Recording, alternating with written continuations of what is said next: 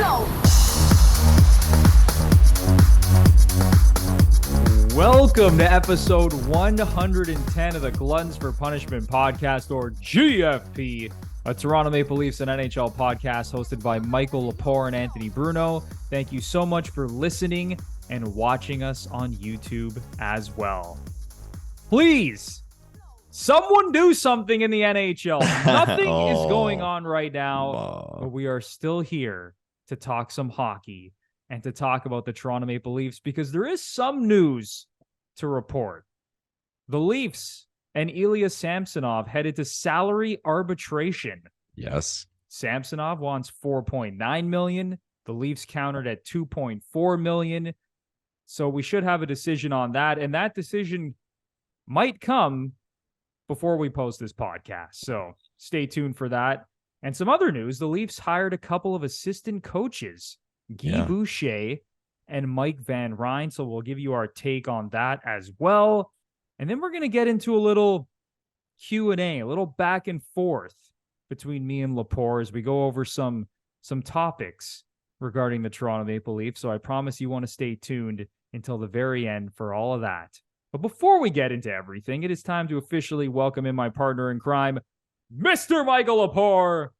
How you doing today, man? Very well, Bruno. Happy to be back. It's been way too long. Back from vacation. The wife and I jumped in a car, drove down to Connecticut, strolled our daughter around Yale University to show where she'd be attending school later on in life. Scarfed down some pizza because New Haven, Connecticut is really well known for their pies. Bro, you go to these places, they have ovens that are like 100 years old. Like Italian immigrants who came 100 years ago built these ovens with their bare hands and they're still standing. There's a line everywhere. It's a cool experience. But I will say, Bruno, and the Barstool people are going to hate me for this. And by that, I mean Portnoy and all of his fucking his clan. It's overrated, man. It's overrated. It's good. It's very good. It's fine. But there's this whole feeling that coal fire pizza from New Haven, Connecticut is like this magic thing that is just far superior to any other type of pizza in any other place. And it's not the case. Again, it's good. And I'm sure for some people, it's their favorite. But give me a traditional Neapolitan pie or a New York slice, man. I'll take that over coal fire any day of the week. But I'm sure I'm already getting killed in the comments. People are already typing furiously at me, but why coal fire is better. But I trust you 100%, Lepore, because for those of you who don't have Michael Lepore on Instagram, every time he's on vacation, all I see in your Instagram stories is you eating pizza. Yeah. Like literally every day while you're on vacation. So if there's anyone I'm going to go to for a pizza take, I'm going to go to you, Lepore. I trust you on this one. I'll ask you your take, Bruno. I'm in Toronto. Where do I get the best pizza? And let's see the comments on this one too. Let's start the debate. Oh God, that's a good one. I'm not the best person to ask, even though I love my food. I'm more of a pasta guy. There's some good places in Woodbridge, to be honest with you. And I know it's shocker. Like, of course, Bruno's bringing up Woodbridge. But I honestly don't have the strongest take for the best pizza in Toronto because I honestly can't pick out one. Like there's a couple places. There's this place called Badiali's that everybody talks about. That's one of the big ones on social media. Yeah, but I've had it. It's good. It's honestly not the greatest thing. I've had their penne alla vodka pizza.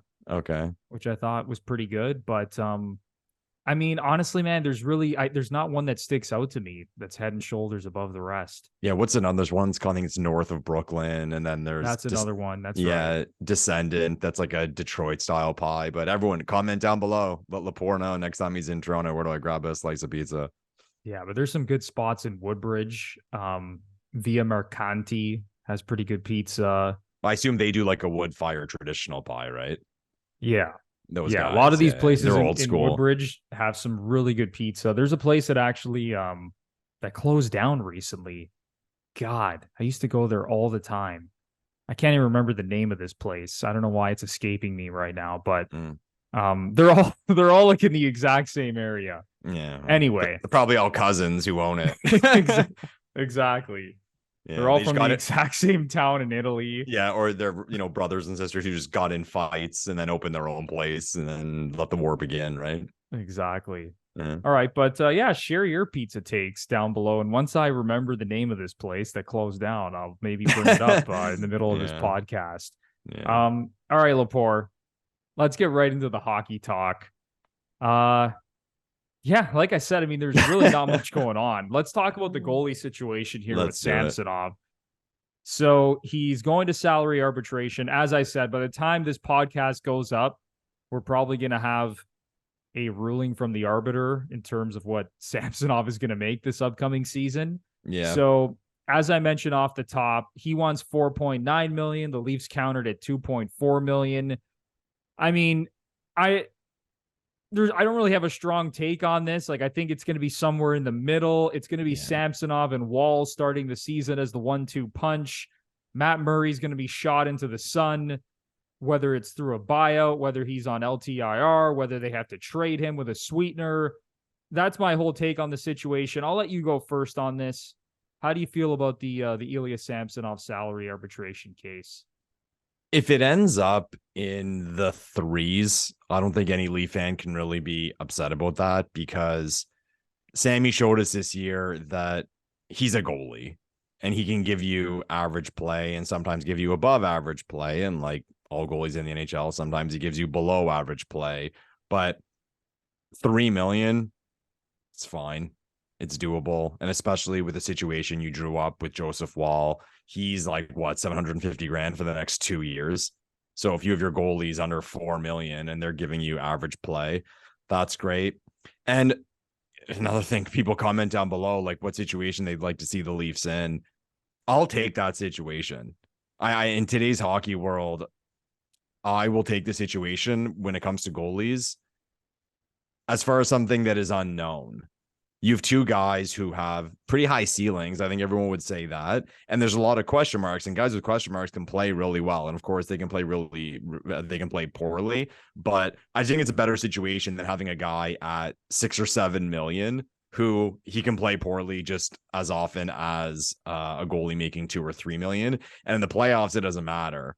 If you have your bad 2 or 3 game stretch in that week, you're done. So I'm okay with the 3-point-something million. And I think Samsonov's camp knows that. Like, he's not going to get in the fours. I'd be pretty surprised. No, I don't think there's any chance he's getting over 4 million. Yeah, especially, well, funny 4.9. That's what Hill just signed for, right? In Vegas. So, I mean, guy just won a cup, Sammy. So, and again, they're trying to get more, and they know they're going to get less. I don't know. To be a fly in the wall in these talks, though, right? Because you got to go in there as the Leafs and say why your starting goalie does not deserve what he's asking for. And how do you do that in a polite way, a way that will make him and his agent okay? But it seemed throughout the year that Sammy was happy playing in Toronto, always said the right thing, was always complimentary to the situation. And I see it being smooth, and I see it being somewhere in the neighborhood of the threes. First of all, Lepore, I finally remembered the name of the restaurant that had the really good pizza. Forno Elemento. I was gonna say, were you probably texting someone as I was ranting? It was pissing me off that I forgot the name of it, because I went to this restaurant so many times. Their pasta was amazing too, but they closed down recently. But anyway, Forno Elemento in Woodbridge. But yeah, when it comes to the Samsonov situation, I don't know how much he thinks he can actually get here. Like, just look at his career so far. This guy has never played more than 44 games in a season. As good as he played last year for the Leafs, he only played 42 games. And it's 1 year. 1 year. And he wasn't good in the playoffs. Now, he did have a career best .919 save percentage and a .233 GAA in the regular season. But then in the playoffs, if you guys remember, even though the Leafs obviously won a series for the first time since 2004, Samsonov was not good in the playoffs. In 9 games, an .898 save percentage and a .313 goals against average. I mean, just not very good. So I don't know how much he expects to get from salary arbitration. I think it's going to land somewhere in the threes. But regardless, as you said, I think you made a really good point. When you have Wall making under $1 million, Samsonov making somewhere in the threes, your goalies combined are going to be making $4 million. And sure, you could look at what just happened with the Panthers this past season, where Bobrovsky was basically terrible for the majority of his contract with Florida, and then decided to rise from the dead and play out of his mind for 3 to 4 weeks. So maybe in some cases it does pay off to have a really expensive goalie on your roster who's capable of winning a Vezina trophy. But in most cases, I think it's pretty good business to have both of your goalies signed for under $5 million, let's say. And with the Leafs, it's going to be a shade over $4 million. But the big question now is what the hell is going to happen with Matt Murray? Because there's no way this guy can start the season on this roster. There's just no way. No. I think the show's over for Matt in Toronto.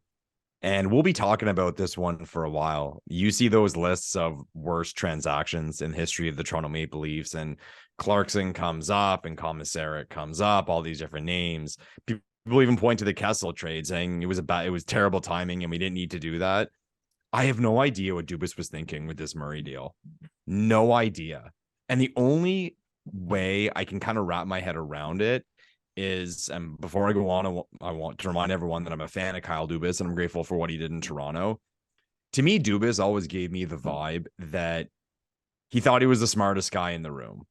He thought he was more clever than everyone. And I think that's what the Murray project was.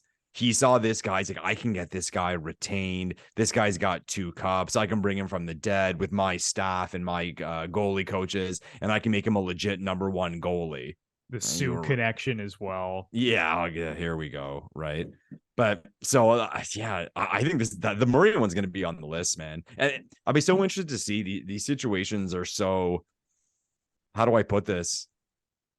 Like socially interesting, because like what's going through Murray's head right now and his agent's head. What's going through Murray's head is he knows the Leafs don't want anything to fucking do with him for this upcoming season. So do you want to be there? Do you want to be around it? Everyone's going to hate you.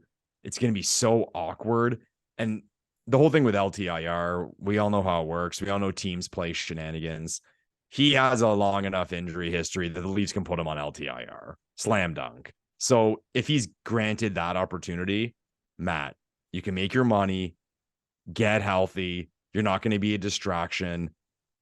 And you go on from there and you see what you can do next year. Because I can't see, again, how we mentioned him and his agent.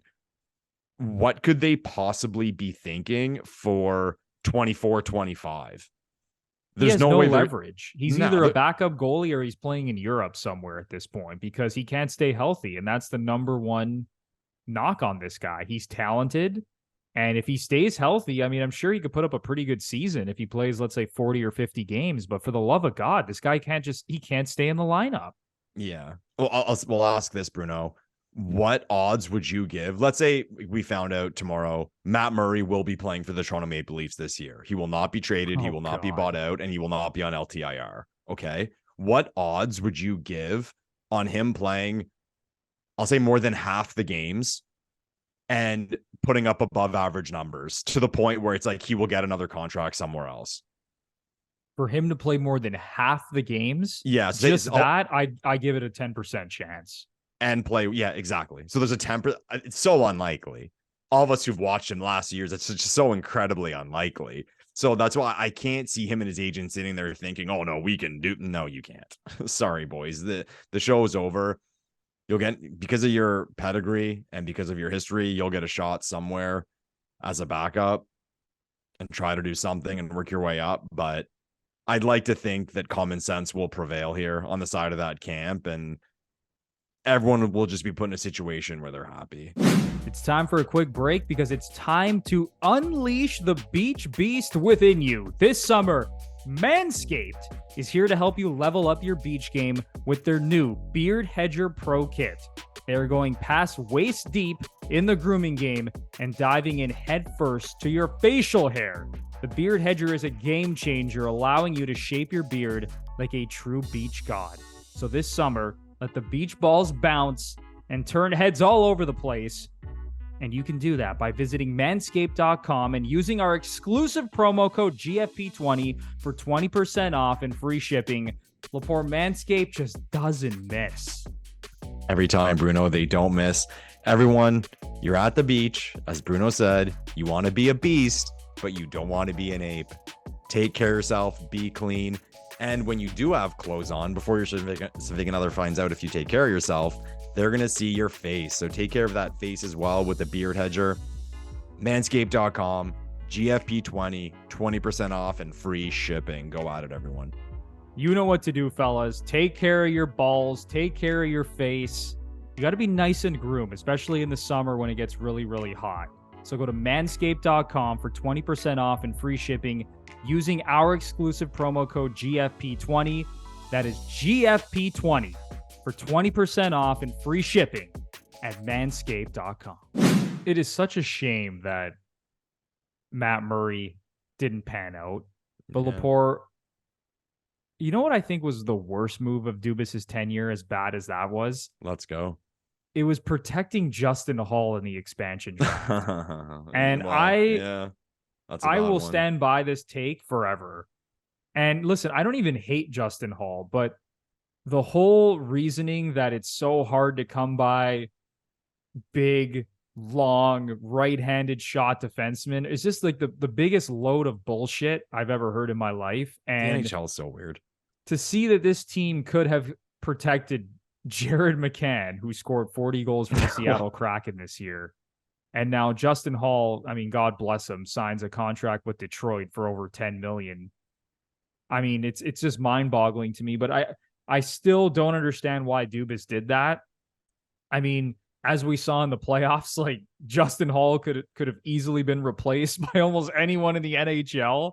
I mean, I just don't understand why he looked at it that way, but that still sticks out to me as arguably the worst move of his tenure. Well, there's also the matter of he could have exposed Kerfoot as a forward if they did it that way.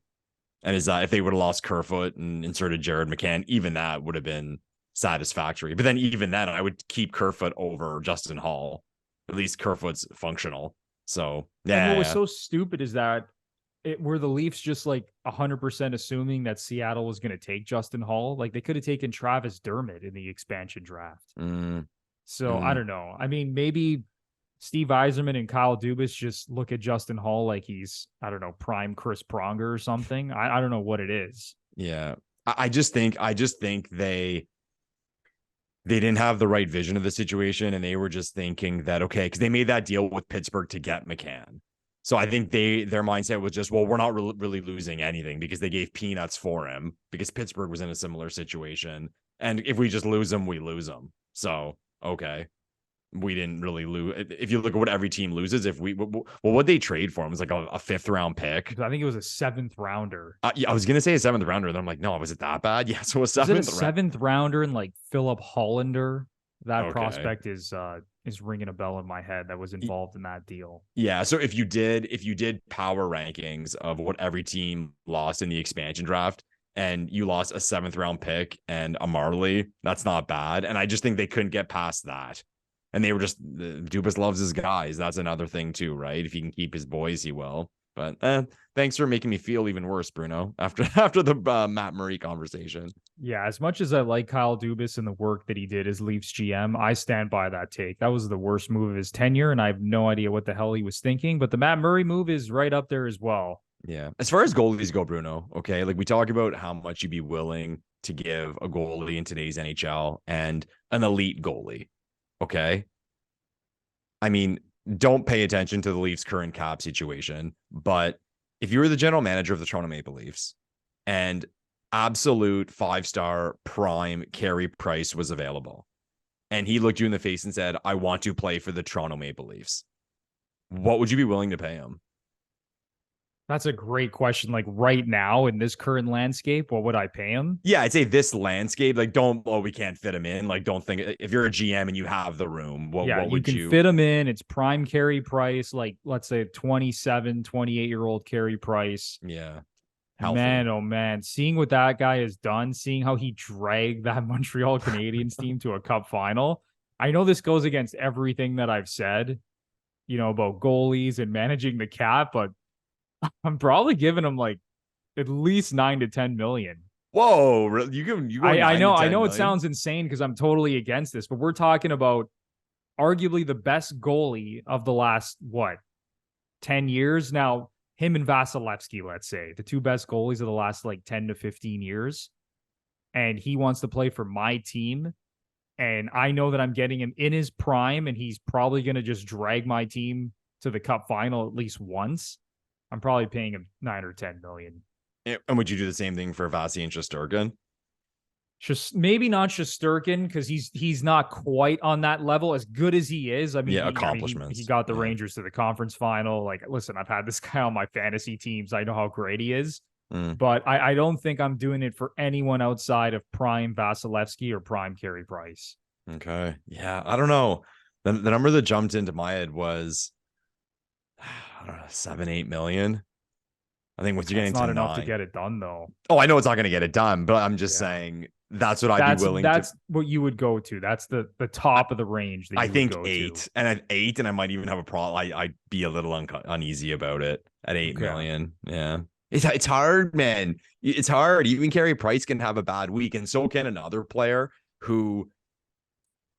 like a forward who's making $8 million, a defense who's making $8 million. But I think it's more of this. Like we look at goalies, and we say like a save percentage, or we look at a sample of a playoff series, and let's say, okay, you play a 7-game series against a team, and in those 7 games, you allow, say, 25 goals. Okay, so you allow 25 goals. And I'm sure management groups and advanced stats teams look at this. So, okay, of those 25 goals, how many of them were just, it didn't matter if you had Marty Brodeur, Patrick Waugh, Tony Esposito, and Vasilevsky all rolled into one, they wouldn't have saved it, like a cross crease pass or a crazy tip. How many of those are in that 25?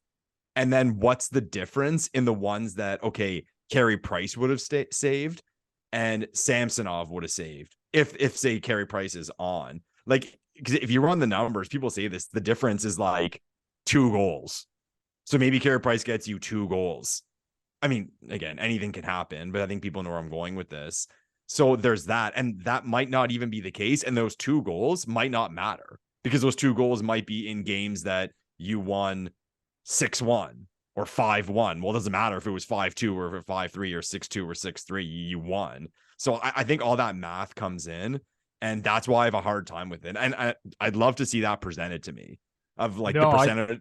Like, what is the gap? What is the gap in goals between like A goalie, B goalie, C goalie, in minusing the ones that, okay, well, there's no chance. It didn't matter, right?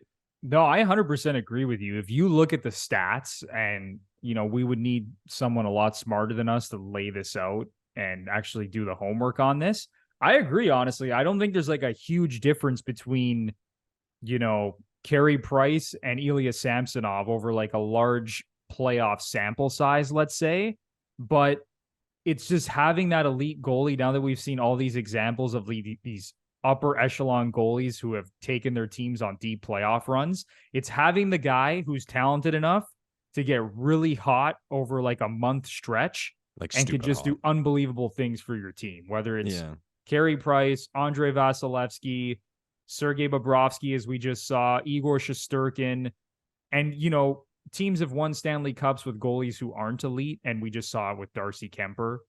I mean, even with Matt Murray, for that matter, winning 2 cups with Pittsburgh. I mean, he was good, but he wasn't like, you know, carrying the team on his back by any means, right? He wasn't considered for the Conn Smythe, really, and that says a lot when you're the goalie. I think it's just a matter of having that guy who's capable of just going into God mode. And listen, like Vasilevsky against the Leafs, like he was shit. He was shit in the first round this past year. But then you get Vasilevsky next year, and maybe all of a sudden he has a .935 save percentage, and the Lightning are back in the Cup final, right? Yeah, that's a great. The Vasi thing's a great example, and that's the question: what are you willing to pay to have the guy who's got a chance to be amazing? Right? It's tough, and there's no reason. I do agree. It's tough to pay that guy a lot. It really is. I wouldn't argue with anyone, though, because if someone said to me, "No, you look at the numbers, there's not that much of a difference," I will go the lower way. And if someone said, "Fuck that, I want prime Carey Price because he can steal a series," I wouldn't disagree with that either. I think at the end of the day, too, it's one of those things that people are going to create an opinion based on the result. Like someone would look at Carey Price's run with Montreal a couple years back and be like, oh, this is how you do it. And then they'll look at the Vasilevsky example and be like, well, you see that it doesn't work. And then people will point to Darcy Kemper. Oh, you can do it this way. I just think it can be done multiple ways. Exactly. So there's so many ways that you can win. There's so many different roster constructions. I mean, you could debate this until you're blue in the face, honestly. I mean, you can make a case for either side. So anyway, let's move on from the goalie chat because I want to quickly touch on the Leafs hiring 2 new assistant coaches. Mm-hmm. First, let me give my take on this. I don't think it really matters. Yeah. when I look at the National Football League, for example, I think it really does matter when you're looking at, your team hiring a new offensive coordinator or defensive coordinator or head coach. I just think coaches play a bigger role in the NFL in terms of the X's and O's and actually leading to victories.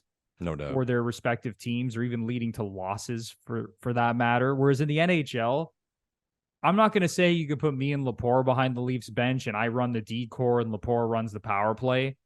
I think for the most part, you're going to get the same results. I mean, think about the Leafs power play. Like Sheldon Keefe was talking about, I'm so excited about Guy Boucher. He's so passionate about the power play. At the end of the day, you're going to have Auston Matthews, Mitch Marner, John Tavares, William Nylander, and either John Klingberg or Morgan Riley running the power play. And if I'm coaching the power play or Lepore is coaching the power play, the Leafs are going to finish top 5 in the NHL in power play percentage, as they do pretty much every year. Yeah. And in terms of Mike Van Ryn, help lead the Blues to a Stanley Cup running their D-core. None of it fucking matters. The thing that matters most is Sheldon Keefe being the head coach, and I think he's a really high-quality head coach. Even though he's only won 1 playoff series, I think he's a really good coach. So that's my whole take on it. I don't think it really matters for the most part. Yeah, I feel the same way. With Van Ryn, it's cool that he played for the Leafs. And I don't know if you saw on Twitter that video going around of when Lucic hit him through the glass, like one of the biggest hits in the history of the league. Like you watch it, and you're like, how did Van Ryn not die? Like good for him that he skated away from it. As far as Boucher goes, I'm mixed on it because my initial thought was that they're bringing this guy in because everyone knows he's a defensive coach. 1-3-1, right? 1-3-1. And let's face it, the guys the Leafs picked up this offseason suck away from the puck. That's a good point. They suck away from the puck. Domi, Bertuzzi, not great defensively. Reeves, Klingberg, like all that. They all get scored on. So if that was part of it, I'm okay with that. Where I'm fearful is what I've heard about Boucher, and I think it kind of came out when he was at Tampa that players were just kind of tired of him, and he grinds guys really, really hard. And I heard from Little Birds that he was hated by the players in Ottawa. That some guys in their exit meetings at the end of the year were like, get me out of here. I don't want to play for this guy. Yeah, he's got a lot of Daryl Sutter vibes to him. Yeah, but the thing hard is, he doesn't... nose, not easy, doesn't have great relationships with the players, like very hard on his players. Again, I'm not in these dressing rooms, but that's how it comes across to me at least. Yeah, and we mentioned Dubas earlier, okay? And I thought Chris Johnston put it perfectly. That what Kyle Dubas created within the Toronto Maple Leafs was an amazing workplace. Everyone was happy all the time. And you look at the moves that Treliving has done, okay? We can debate all day long about if they're good or bad, but one thing we'll all agree with was that they're different from what we're used to. They are very, very different. I just talked about how bad these guys are away from the puck. Dubas would never do that. He'd never bring in these guys. And I shouldn't say never, but people know what I mean. And I wonder if part of it is just Treliving trying to flex his muscle and be like, you know what, I'm going to do this my way. This is my team now. And Guy Boucher is kind of an example of that, right? I think so, Lepore. A hard ass. Go ahead. No, I was going to say, because there's not many moves that Treliving could make to really put his stamp on the team. It's these moves on the periphery. And as you said, the 4 guys he brought in, they all have snot, as Treliving likes to say. And so does Guy Boucher, for that matter. So I think that's a good point. Yeah. Yeah. He's trying to create a different culture. I think he walked in right away, and these guys all have egos. He came in and just thought this is too soft. And when I say that, I don't mean too soft in the way of like the players are soft and they have no heart and they don't try hard, just the environment. So he's like, fuck this. I'm going to bring in a coach that's got some spunk. I'm not going to have 3 guys that have spunk behind the bench, but can we have someone who will shit on someone once in a while? Right. And like, I don't hate that either. And it's result based, so we'll find out what happens. But that's my take on it anyway. I just think Treliving wanted to put his stamp on the team and change the attitude of the workplace, as I said. No, that's clearly what he's done, because he can't move John Tavares. He's not going to trade Mitch Marner. He's made it very clear that they are doing everything in their power to re-sign Auston Matthews. The one wild card still appears to be William Nylander, but it really does seem like the entire core 4 is going to be brought back. So I do agree with that point where he brings in Domi and Bertuzzi, who are kind of assholes on the ice. He brings in Ryan Reeves, who's considered the toughest guy in the NHL. He brings in John Klingberg, who by no means is difficult to play against and has snot, but he's going to do some magical shit with the puck, and he's probably going to be running the power play at some point. And then Guy Boucher, Daryl Sutter vibes across the board with this guy. His players don't really seem to like him. He wears you out the more he's around. It's like, you know, he's had success in all the stops he's been at, whether it's been Tampa and Ottawa. True. And even, you know, places that he's been outside of the National Hockey League, but it seems no matter where he is, it just has an expiry date with that guy. So it'll be interesting to see how all of that plays out. Maybe as an assistant coach, it'll be a little lighter. But speaking of the current Leafs roster, did you see Dom Luszczyszyn's article on goal differential, how he sees the current rosters compared to last year? I did not. Fuck. He had the Leafs. I think it was Dom as well, did like the points, how he has the current points. I think he had the Leafs at like 104 points, which is initially shocking. He's like, well, they had 111 last year, 115 year before, but I think like 105 was the most he gave anyone. But for the goal differential, he had the Leafs at like 3rd worst in the league. Jesus, as far as that's got to be Klingberg just completely skewing that model. You know what it was? I think he actually put in his notes that he's like Reeves is worth -10 over the course of a season. So I think, so make what you want of that. It's like, wow, that's very situational. Like how much he's on the ice, what's the timing of the goals, and if that is the case, that he's going to cost you 10 goals. But yeah, he had the Leafs at the 3rd worst goal differential compared to the previous roster. He had the Bruins worse. They were like -30 or 40 goal differential. Yeah, the Bruins, that makes sense because they had just 100%. An outrageous goal differential last season. And if Bergeron and Krejci aren't coming back and they decide to retire, then see you later, Boston. That team they're not going to be terrible, but I think they're probably going to miss the playoffs if Bergeron or Krejci are both gone. Oh, it'd be interesting to know, in that model, like what is Bergeron worth? He's got to be one of the most valuable. He's got to be worth a shit ton. Holy fuck! What a guy! What a guy! All right, Lepore, you want to get into our little back and forth Q&A? Yeah, excited. We're just going to throw random scenarios at each other regarding this Leafs team for the upcoming season and even looking ahead years down the line. Do you want to start things off for us? Okay, I'm starting things off. Okay. This wasn't planned, people, so we're just going to have some fun with this. We do not know what the questions are that are going to get thrown at us. But I will start with, okay, you mentioned how Treliving's pretty handcuffed with regard to the possible deals he can make. But you brought up my boy, Willie Styles, Willie Nylander. Okay. I'm not going to ask you about this season, 23-24, but I will ask you, in 24-25, will William Nylander be a Toronto Maple Leaf? Lepore, he will be a Toronto Maple Leaf because I want him to be a Toronto Maple Leaf, and I don't give a shit about anything else. All right? Do everything in your power, Mr. Brad Treliving, to get William Nylander locked up long term. Now, when I think about this logically, I'm a little more scared because the more this drags out with Nylander, I've voiced my concerns on previous shows, and I think Matthews is going to set the precedent here in terms of what Nylander is going to be asking for, and who knows, maybe the Leafs are going to have to trade him. But I'm going to say that it's going to work out and that Nylander will be here in 24, 25, and beyond. Okay. 8 years?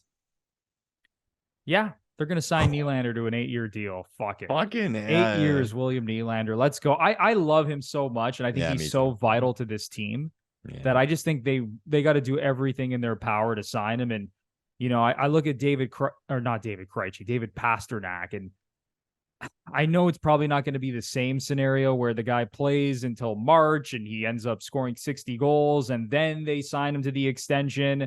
I don't know if the same thing is going to play out with Nylander. I mean, that could get a little dicey if this goes till March and Nylander's got like 90 plus points and having an even better season than last year. Mm-hmm. Then we might all have to start to cry and just accept that he's not going to be back. But I want to stay positive on this one, Lepore. Maybe this is just more of like a vibes positivity thing, but Nylander's going to be here.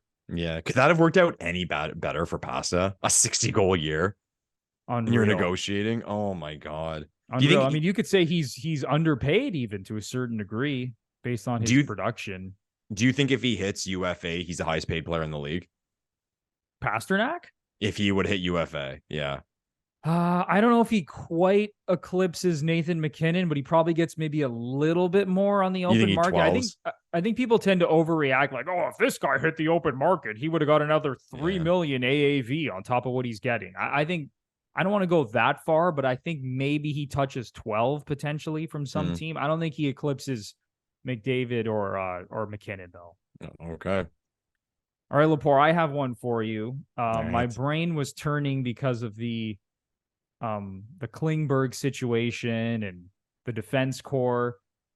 20 games into the season, who will be running the Leafs' first power play unit? Will it be Morgan Rielly or John Klingberg? And the reason I say 20 games in is because I think the season is going to start with Rielly on that top power play unit, just, you know, based on Morgan Rielly being the longest tenured Leaf. The Leafs have had a top 3 power play the last couple of years. He was great in the playoffs. But let's say 20 games in, who's going to be running the Leafs PP1? I think it has to be Morgan Rielly. And I hate to go with this. I think I hate to go with the safe answer, but this was the number 2 power play in the league last year with Morgan Rielly. To think that he's just going to get pushed aside as the high guy, I think that's kind of a hot take.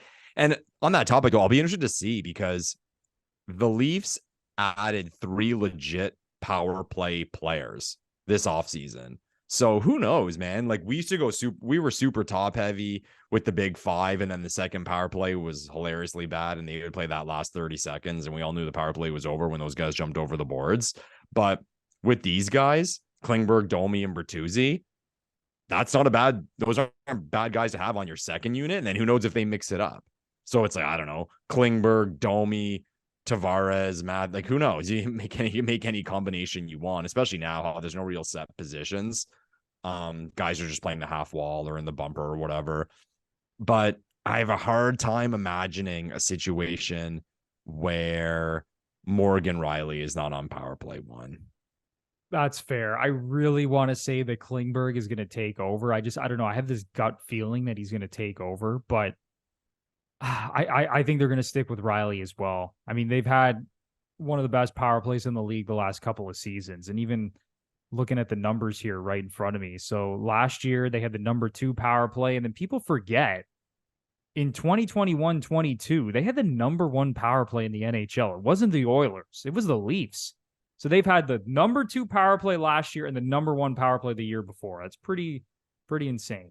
Even the Canadian division year, it must have been like top 3 or something. Do I have that on my list as well? No, I don't have that right in front of me, but I think they were top 3 that year as well. So that their power play has been so good. Having a guy on the point who can't take a slap shot or a one-timer to save his life and to still have one of the best power plays in the league, pretty impressive to Morgan Rielly and co. Yeah, well, we'll have to look that up. Okay, so my turn. Oof, let's go. Let's see if we can dance around this one. Okay.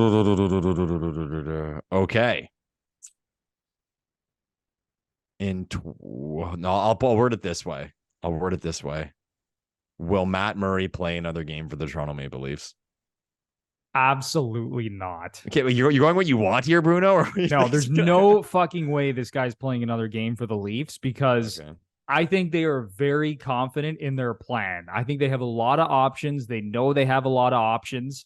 I think they're 99.9% sure they're going into the season with Samsonov and Wall as a tandem. And I think they either put him on LTIR, which seems honestly pretty likely at this point, as you pointed out, his injury history. And it seems like he's just going to report to camp injured. Like this guy's probably going to get sent to Robida Island. And then worst case scenario, he gets bought out or they trade him. And I don't think they would have to necessarily attach like a first round pick. I don't think it would get to that point, but maybe God, I hope they don't have to attach a second round pick either. The thing is, though, he's owed a lot of dough. He's owed a lot of cash. So for someone to take on, he would say $8 million. For someone to take that on, you got to give me something like really good. I just think the Leafs are confident that they have a solution to this problem. And so I'm going to say there's no way. No way. He's on the Leafs roster. 0% chance. Zero. I'm going to say zero. I know it might sound a little crazy, but I'm going zero. Okay. Mr. Optimism. Yeah, maybe I'm being a little too optimistic here. He's fucking starting opening night. We're the Toronto Maple Leafs. This is totally going to backfire. Let's be honest. All right, Lepore, I have one for you. All right. So this is a big topic right now when it comes to Auston Matthews. Is he going to get on this next contract? Because there's been a specific number that's been pointed out here by various insiders. Is he going to get over or under $13.5 million on this next extension? I will say he gets under. If I had to guess Auston Matthews' contract, I would say we go 4 years. It's going to be a weird number. It's going to be like, they're going to do that number thing again. He's going to be like 13.034 or like 134 or something like that. But I say it's a 4-year deal, and I say it's a smidge over 13 million. I don't think it gets to the 13.5.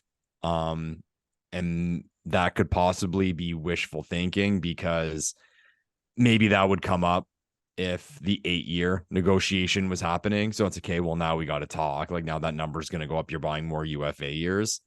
But knowing where Matthews is at in terms of the term he wants, I'd find it hard to believe. And you said over 13.5 million. So for him, like McKinnon, and no one thinks McKinnon's better than McDavid. I mean, it's just the timing, and he got more than McDavid, but he got $100,000 more than McDavid. For someone to come in and be way more than McDavid and McKinnon, I don't know if I see that. And as I touched on earlier, Treliving is trying to flex his muscle and make changes.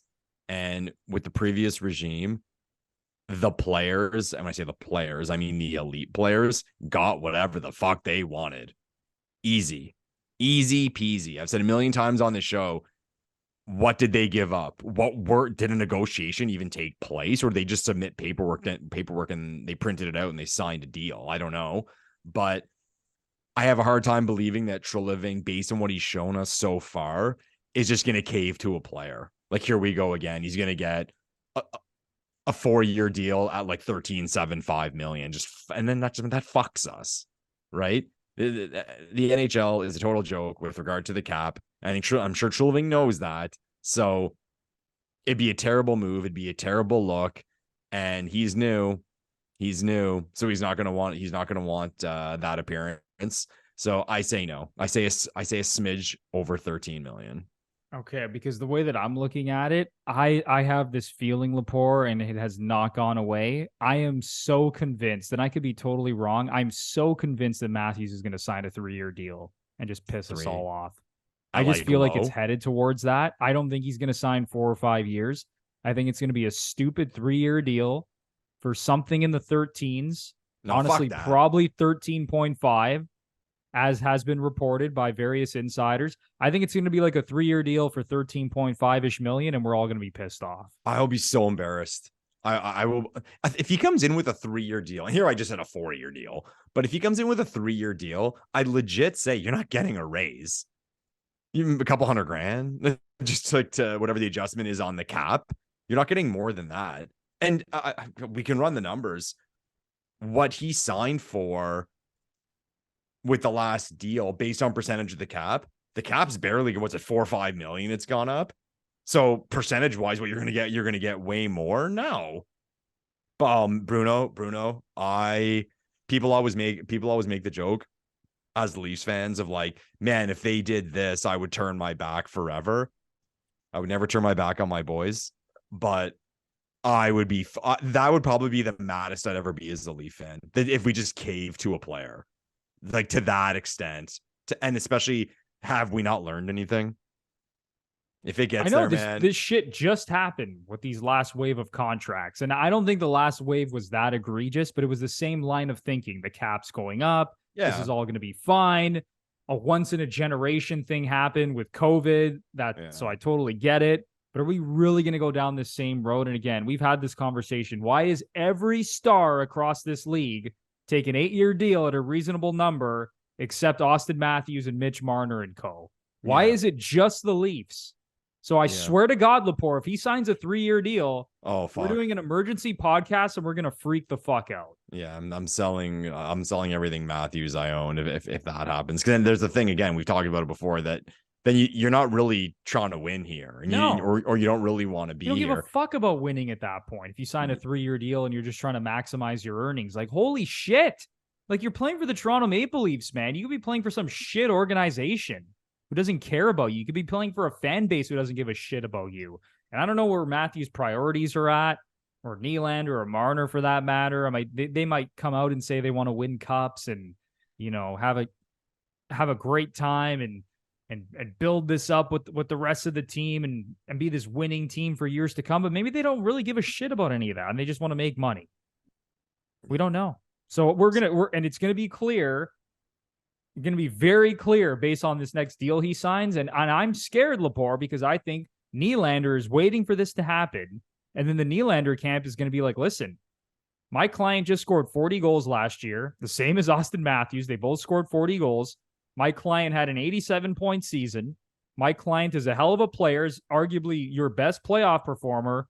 Why the fuck should I settle for, I don't know, $9 million when you just gave fucking Auston Matthews 13 point whatever million? Yeah.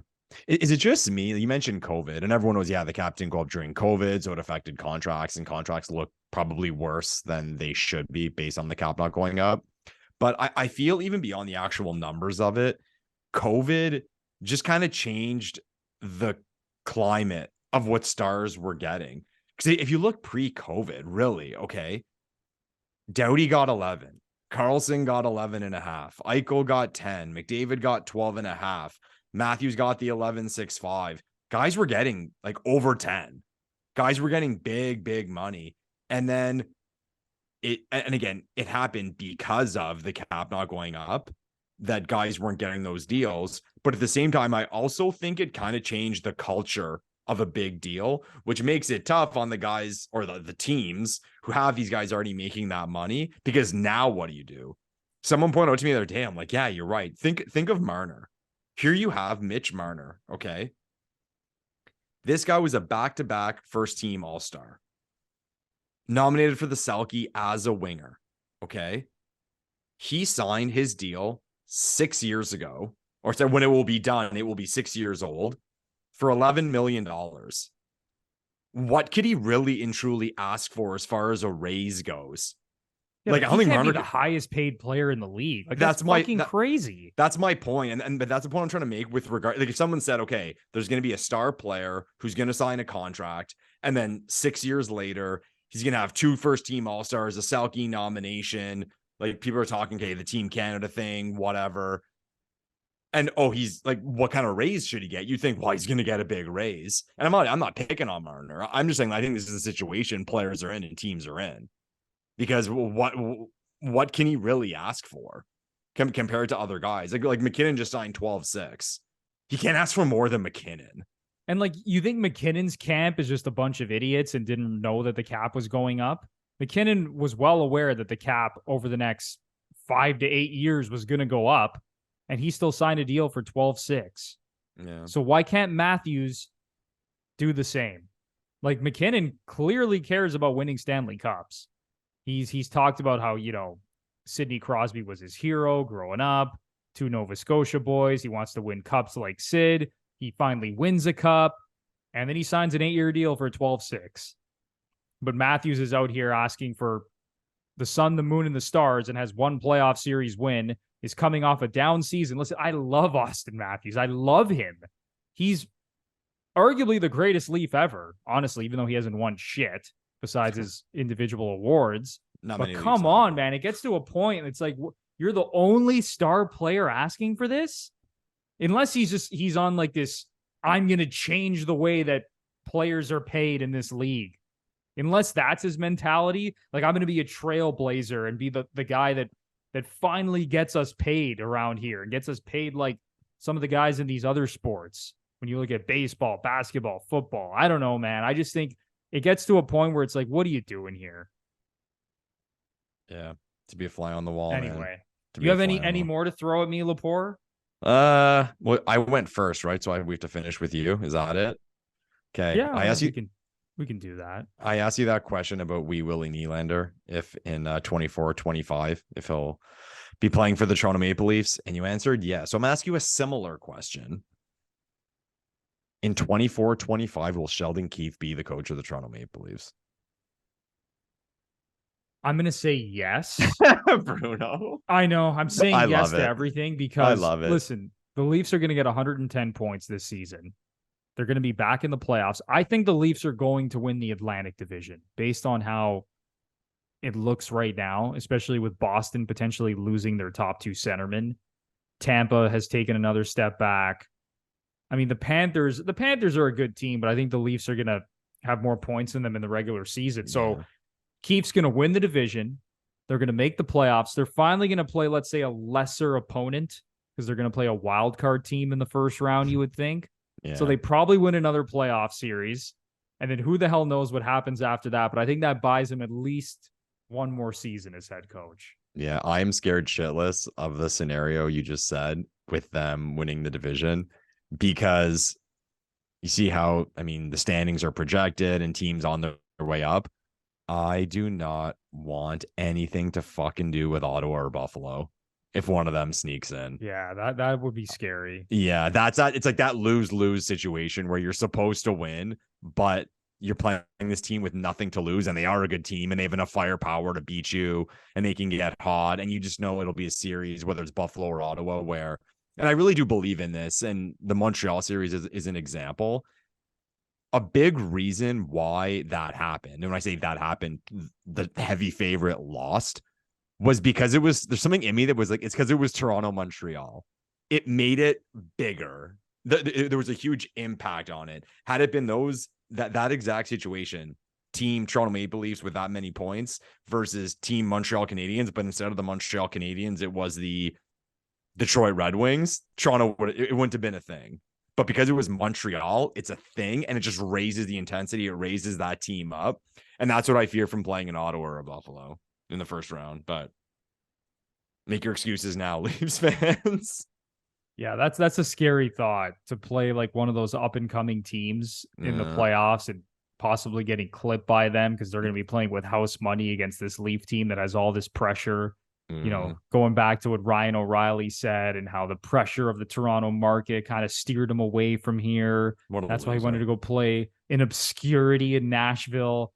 That's a story for a different podcast. But Lepore, I'm going to throw one more at you before we wrap this up. Okay. And we kind of have talked about this on a previous show, but Tyler Bertuzzi, do you think he will be with the Leafs more than one season? Because I think this is an underrated storyline right now, but I think he's going to have a really big year. And then you have the whole core four, what's happening with Nylander. So will Bertuzzi be a Leaf more than one season? If I had to bet, I would say no. I do have the take. Yeah, I know it sucks, but I do have the take here. And funny how I was just talking about the salary cap. The whole idea of losing players for nothing. Okay. I don't want to say that it's completely irrelevant. It doesn't matter. But okay, you lose a player for nothing. You may be able to replace him in free agency or with small pieces. And then does that make your team better? Kind of like we were talking about before. So if you ask Leaf fans right now, okay, how would you feel if we lost William Nylander for nothing at the end of the year? He plays the year out and just walks. They'd be up in arms. What a fucking joke. We should have got something for him. Look what other teams were getting for their studs. Our management group doesn't know what they're doing. And we say this, okay? And you could ask that same question to fans about Tyler Bertuzzi. And people would be like, yeah, that kind of is what it is. And it's like, why are we so okay with it for Bertuzzi, but not Nylander? The quick answer is, well, Nylander's a better player and he has a higher ceiling. But then again, with regard to the cap, I would turn it around and say, okay, well, Bertuzzi is going to demand less than Nylander, I would think. And maybe he's not the player Nylander is, but now you have more money to spread around the team. Okay. So I think if I had to bet, I think he's gone, but then I think the Nylander situation is pretty dependent on it. Like especially if they both have really good years, I'll put it that way. I mean, I don't know, but here we're in this situation, Bruno. And again, the fucking salary cap. Okay. The fucking salary cap. Fans and teams are in a situation where you are rooting against your players on a contract year. It's fucking like our biggest nightmare is Auston Matthews holding out for a bit and be on pace for like 65 goals at the midpoint of this. That's our biggest fear. Like, that's ridiculous. Like, so the NHL, Lepore, the one league where you're not allowed to have too many good players. Oh my God. I told my friend the other day, Senators fan, I said, you know what your biggest nightmare is right now? That Jake Sanderson puts up 70, 80 points and gets nominated for a Norris. He looked at me like, yeah, he's going to want 11 million or something. You got to trade someone. You can't afford everybody. You. And then it's the whole thing. Like, and I was thinking about when I mentioned Dom's article earlier on and how, okay, like based on last year, goal differential, this and that, it's like, hey, what teams got better? How can you get better? How can you get better? You can't. Or you get more value in the bottom of your lineup. It's like, okay, like we're nickel and diming here, right? So like this is the situation we're in. It's like with Bertuzzi. Someone asked me, okay, what's the most ideal situation for Bertuzzi? I'd be like 25 goals, 50, 60 points. Because then maybe we can extend him and like keep his number down. Like if the guy puts if he scores 35 and 75 points, then we're fucked. We're fucked. So it's like, okay, and then as the team, should we not put him with good players? Because then he's gonna light it up. Yeah, let's just bury him on the third line. Yeah, it's so stupid, man. And then like people always talk about agents and they flip out when their guy's not on the power play or not getting minutes. No shit. It's all that matters. And the team's like, and I'd love to hear those conversations. Like, would you guess? Do you think those conversations happen, or they just play it out? Like in the Leafs boardroom, are they like, okay, how do we keep Willie's numbers a little bit? Yeah, I think they absolutely talk about that. I don't know if they have like deep conversations about this stuff, but I think it comes up like like asset management. We can't like Matthew Nyes. Like, are they just going to say, hey, Matthew Nyes, just go out and score 35 this year and 65 points? And great. And that's another nightmare for the Leafs. Great. It's a good problem to have, but it's also a nightmare. It's a double-edged sword, I guess, right? Like it's such a loser league, man. It's such a loser league. It's it's the best sport in the world and the biggest joke of a league. Yeah, exactly. Anyway, Lepore, anything else you want to get off your chest before we wrap this thing up?